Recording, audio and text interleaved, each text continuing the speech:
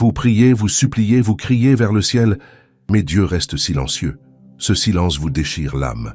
Mais attendez, et si ce silence n'était pas un abandon, mais le signe que Dieu prépare quelque chose d'extraordinaire dans votre vie? Mon ami, ma sœur, avez-vous déjà senti que Dieu ne vous répondait plus? Avez-vous prié avec ferveur, cherché sa face dans les larmes, et pourtant les cieux semblaient fermés comme un livre scellé? Ce silence, ce vide apparent, cette absence de réponse immédiate peut nous faire trembler jusqu'au plus profond de notre être. Permettez-moi de vous dire quelque chose qui pourrait transformer votre compréhension de ce moment difficile que vous traversez. Le silence de Dieu n'est pas son abandon. Cette vérité, mes bien-aimés, doit pénétrer votre cœur comme une lumière perçant l'obscurité la plus dense.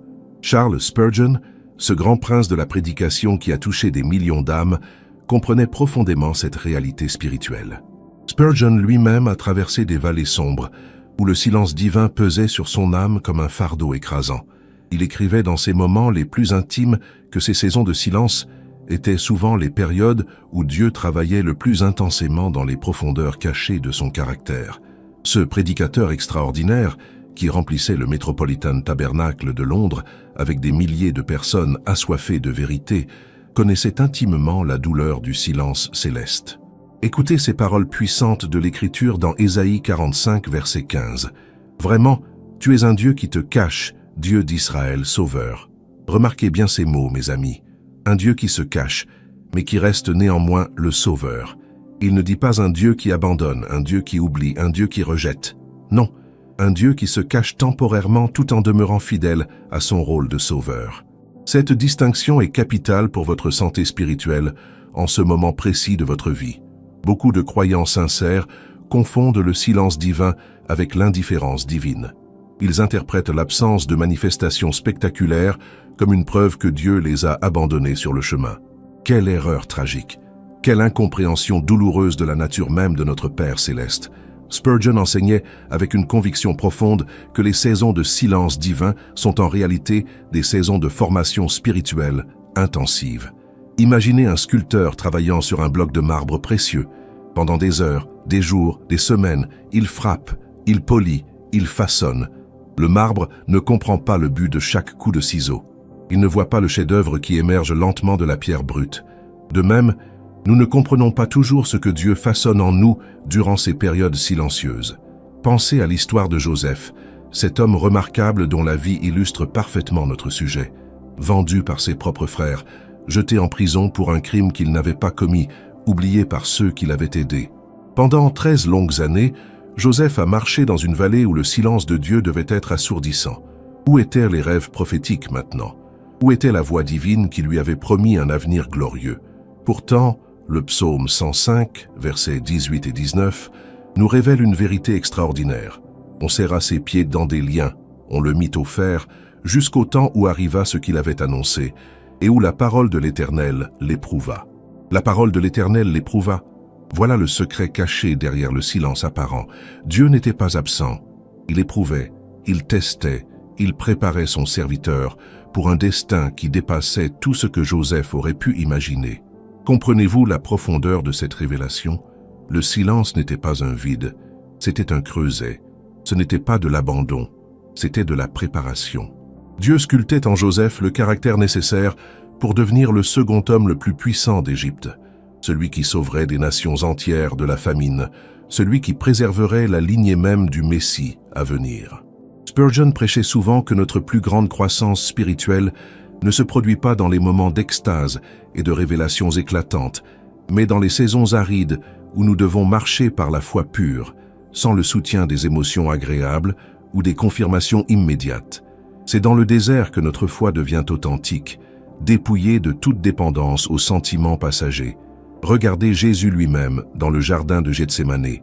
3 fois il a prié avec une angoisse si intense que sa sueur est devenue comme des grumeaux de sang. « Père, si tu voulais éloigner de moi cette coupe, toutefois que ma volonté ne se fasse pas, mais la tienne. » Et que fit le Père? Il envoya un ange pour le fortifier, mais il ne retira pas la coupe. Il ne changea pas le plan. Le silence du Père sur la possibilité d'éviter la croix était absolu.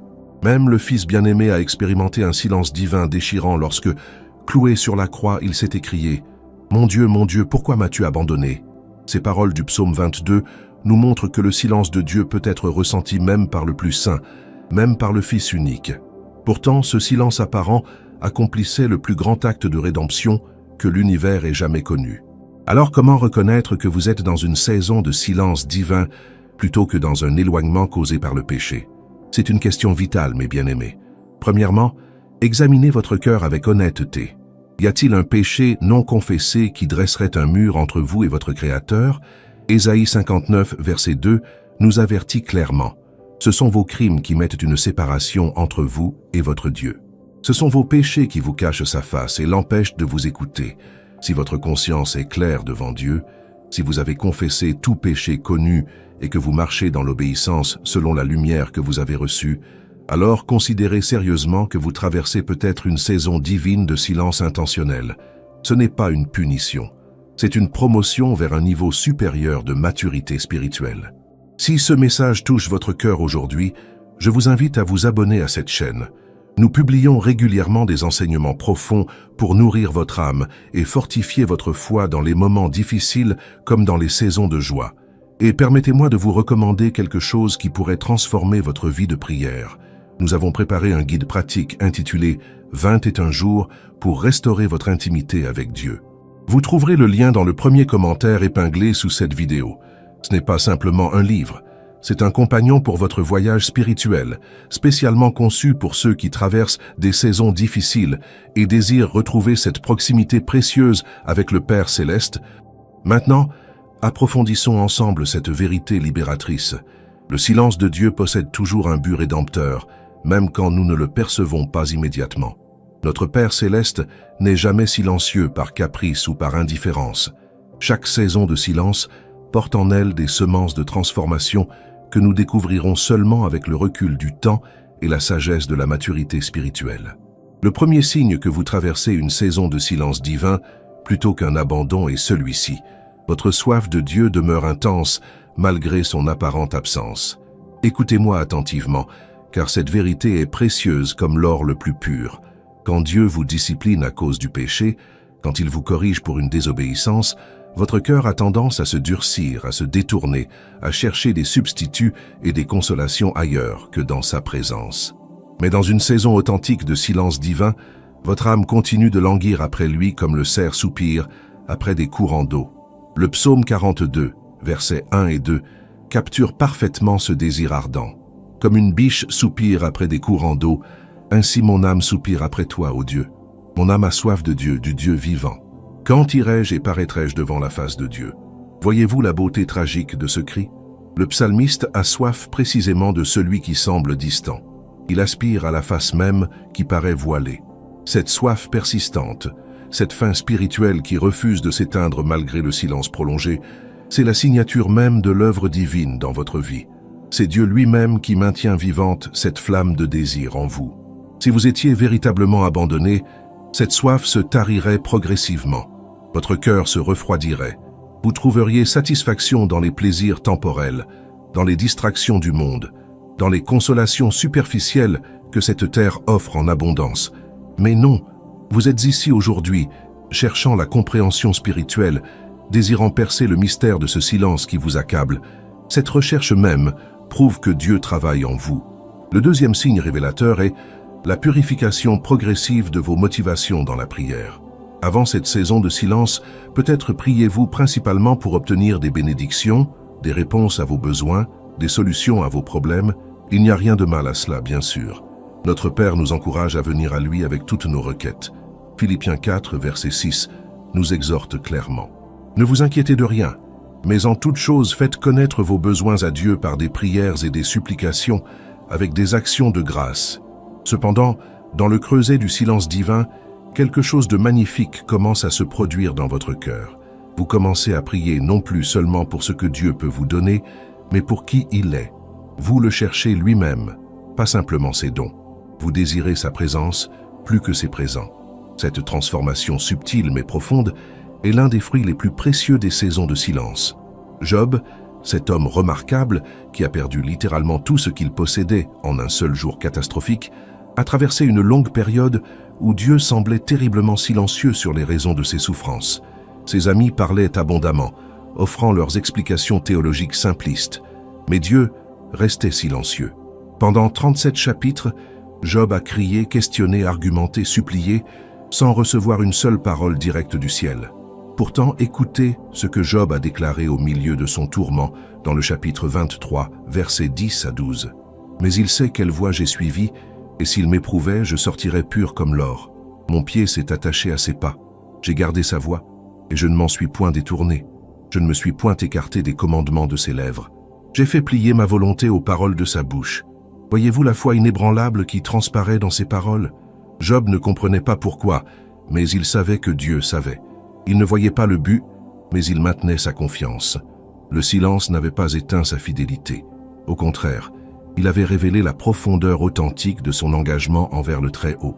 Le troisième signe d'une saison de silence divin est l'approfondissement paradoxal de votre caractère spirituel, malgré l'absence de révélation fraîche. Vous remarquez peut-être que la patience grandit en vous, même si vous la désiriez moins que des réponses rapides. L'humilité s'enracine plus profondément, alors que vous réalisez combien vous dépendez entièrement de la grâce divine. La compassion pour les autres qui souffrent s'élargit, car vous connaissez maintenant intimement la douleur de l'attente. Romains 5, versets 3 à 5, explique magnifiquement ce processus de maturation spirituelle. Bien plus, nous nous glorifions même des afflictions, sachant que l'affliction produit la persévérance la victoire dans l'épreuve, et cette victoire l'espérance. Or l'espérance ne trompe point, parce que l'amour de Dieu est répandu dans nos cœurs par le Saint-Esprit qui nous a été donné. Regardez cette progression divine. L'affliction, qui inclut certainement le silence apparent de Dieu, produit la persévérance. Cette persévérance forge un caractère éprouvé, victorieux, et ce caractère éprouvé génère une espérance solide, indestructible, enracinée non dans les circonstances changeantes, mais dans l'amour immuable de Dieu répandu dans nos cœurs. C'est exactement ce que vous vivez en ce moment, mes bien-aimés. Vous êtes dans l'atelier divin. Le maître artisan travaille sur vous avec une précision infinie et un amour sans limite. Chaque jour de silence apparent ajoute une couche de profondeur à votre foi. Chaque prière qui semble rebondir contre un ciel de bronze renforce en réalité les muscles spirituels de votre persévérance. Le quatrième signe est la découverte progressive que Dieu vous parlait tout le long, mais d'une manière différente de celle que vous attendiez. Nous sommes tellement habitués à rechercher les voix tonitruantes, les signes spectaculaires, les confirmations dramatiques. Mais notre Père communique souvent dans le murmure doux et léger, dans les petites providences quotidiennes, dans les portes qui se ferment et celles qui s'ouvrent subtilement. Souvenez-vous du prophète Élie, ce géant de la foi qui avait appelé le feu du ciel et confronté des centaines de faux prophètes. Après sa grande victoire sur le mont Carmel, il s'est retrouvé épuisé, déprimé, fuyant dans le désert et demandant à Dieu de reprendre sa vie. Dieu l'a conduit à une caverne sur la montagne d'Horeb. Là, dans 1er Rois 19, versets 11 et 12, nous lisons ce récit extraordinaire. L'Éternel dit, « Sors et tiens-toi dans la montagne devant l'Éternel. » Et voici l'Éternel passa, et devant l'Éternel, il y eut un vent fort et violent qui déchirait les montagnes et brisait les rochers. L'Éternel n'était pas dans le vent, et après le vent, ce fut un tremblement de terre. L'Éternel n'était pas dans le tremblement de terre, et après le tremblement de terre, un feu. L'Éternel n'était pas dans le feu, et après le feu, un murmure doux et léger. Dieu n'était ni dans le vent violent, ni dans le tremblement de terre, ni dans le feu spectaculaire. Il était dans le murmure doux et léger que seul un cœur attentif et tranquille pouvait percevoir.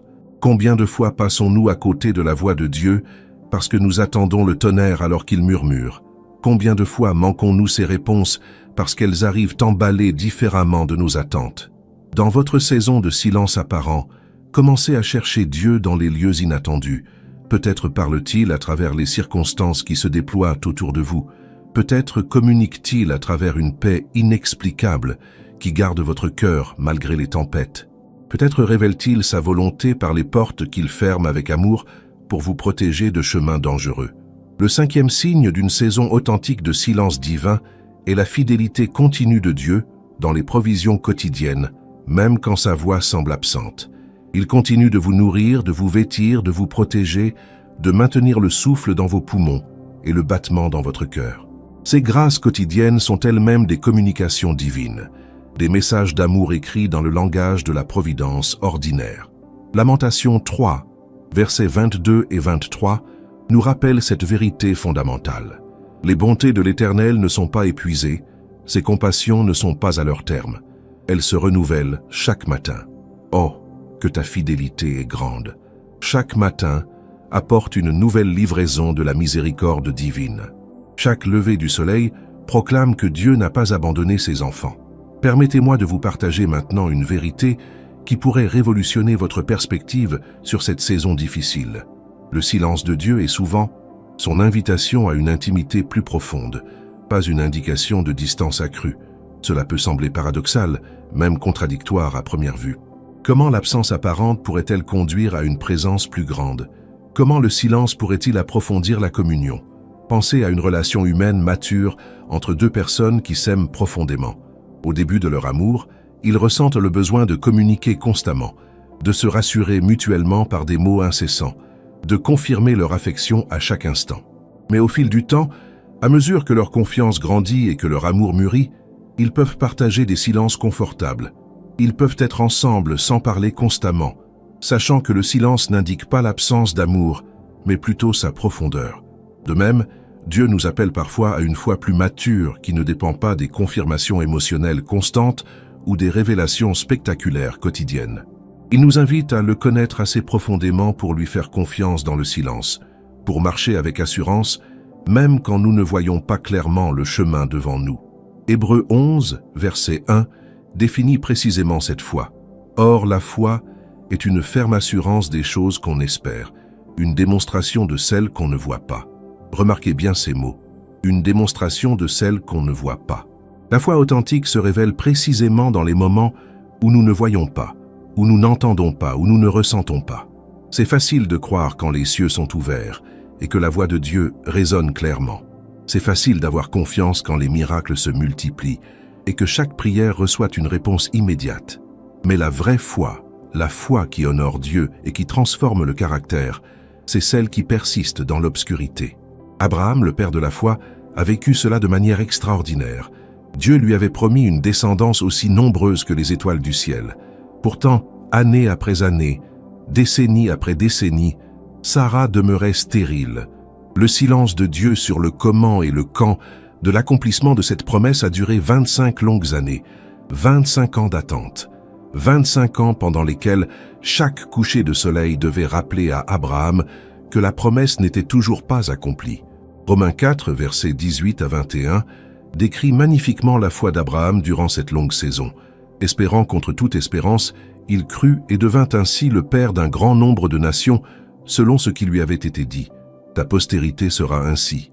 Et sans faiblir dans la foi, il ne considéra point que son corps était déjà usé, puisqu'il avait près de 100 ans, et que Sarah n'était plus en état d'avoir des enfants. Il ne douta point par incrédulité au sujet de la promesse de Dieu, mais il fut fortifié par la foi, donnant gloire à Dieu, et ayant la pleine conviction que ce qu'il promet, il peut aussi l'accomplir.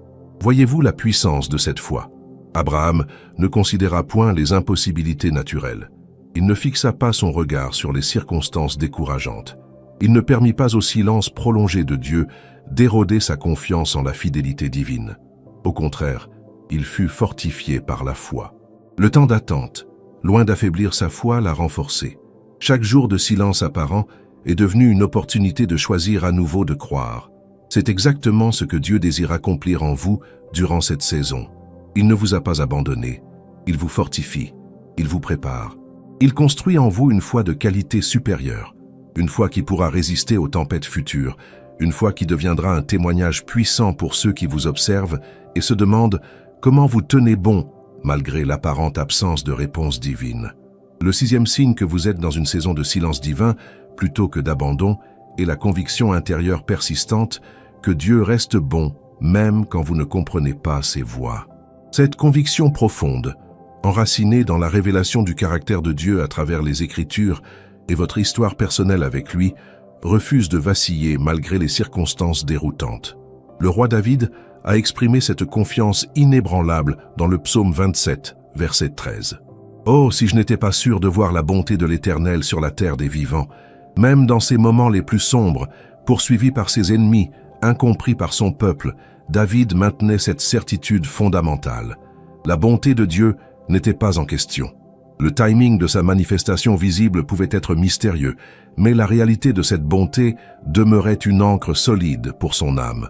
Vous aussi, mes bien-aimés, vous pouvez cultiver cette même assurance. Regardez en arrière sur votre propre voyage avec Dieu. Rappelez-vous les moments où il vous a secouru, les fois où il vous a guidé, les occasions où sa providence a été évidente. Ces souvenirs ne sont pas de simples anecdotes du passé. Ce sont des témoignages de son caractère immuable. Le Dieu qui vous a aidé hier est le même Dieu qui marche avec vous aujourd'hui, même si vous ne percevez pas sa présence aussi clairement qu'avant. Hébreux 13, verset 8, proclame cette vérité éternelle. Jésus-Christ est le même hier, aujourd'hui et éternellement.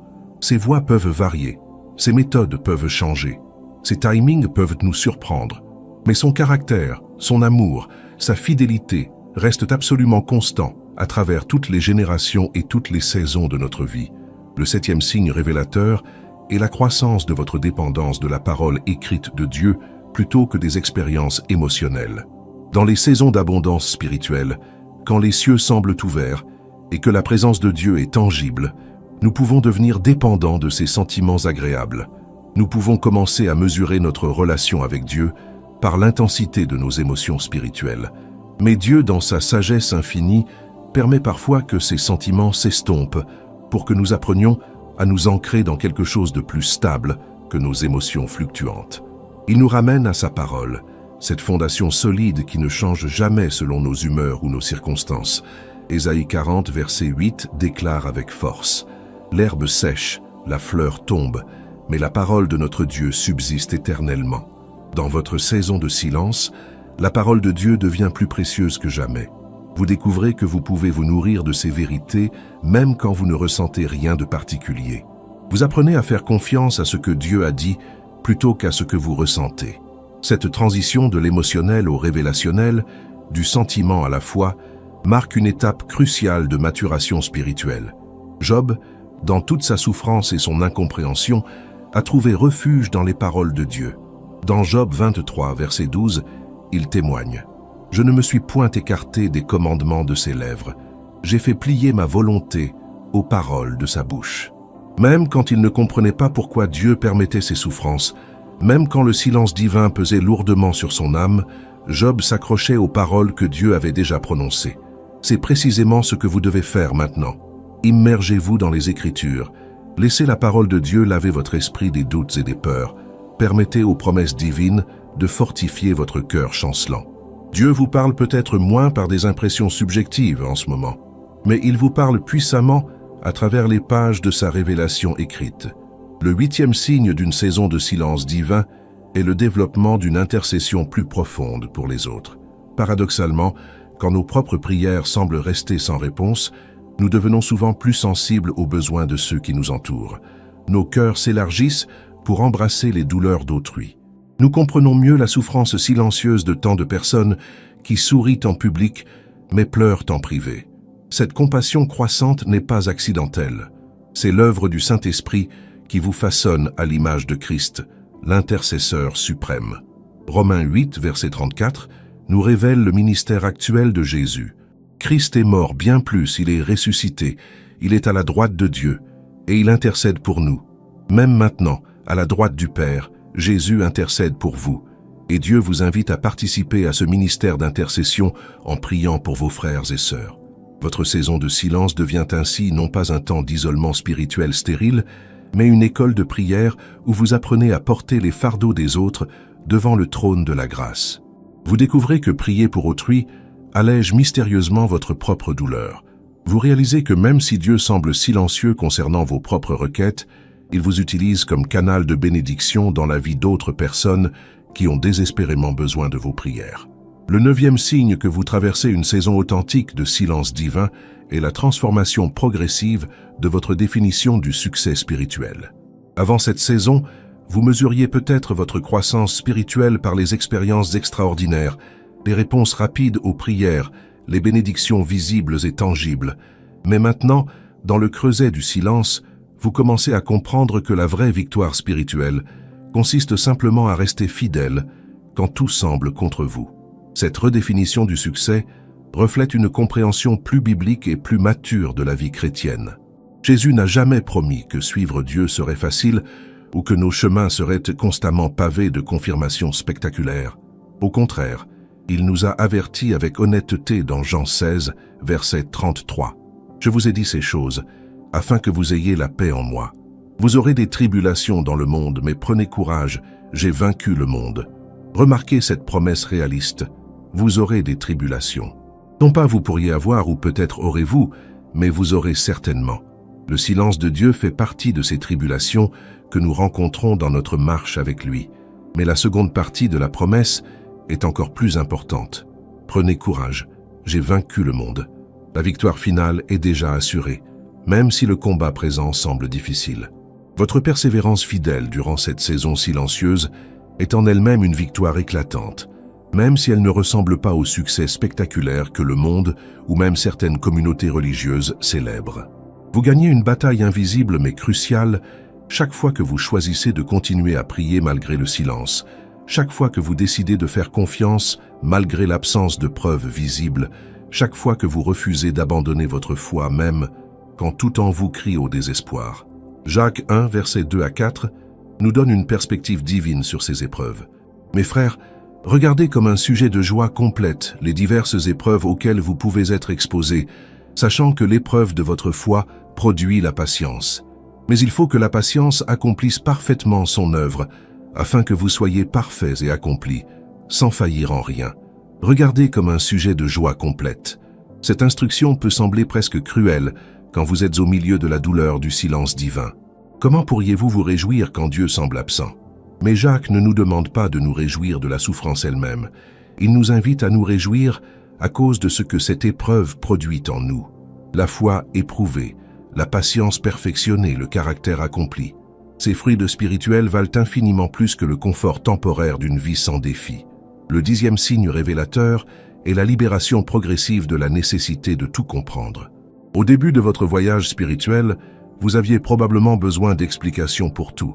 Pourquoi ceci? Pourquoi cela? Comment Dieu va-t-il résoudre cette situation? Quand recevrai-je ma réponse? Ces questions ne sont pas mauvaises en soi, mais une foi mature apprend à se reposer dans le mystère de Dieu sans exiger des réponses à chaque interrogation. Deutéronome 29, verset 29, établit une frontière sage entre ce qui nous appartient de connaître et ce qui reste dans le domaine du mystère divin. Les choses cachées sont à l'Éternel, notre Dieu. Les choses révélées sont à nous et à nos enfants, à perpétuité, afin que nous mettions en pratique toutes les paroles de cette loi. Il existe des choses cachées qui appartiennent exclusivement à Dieu. Nous n'avons pas besoin de tout savoir. Nous n'avons pas besoin de comprendre chaque détail du plan divin.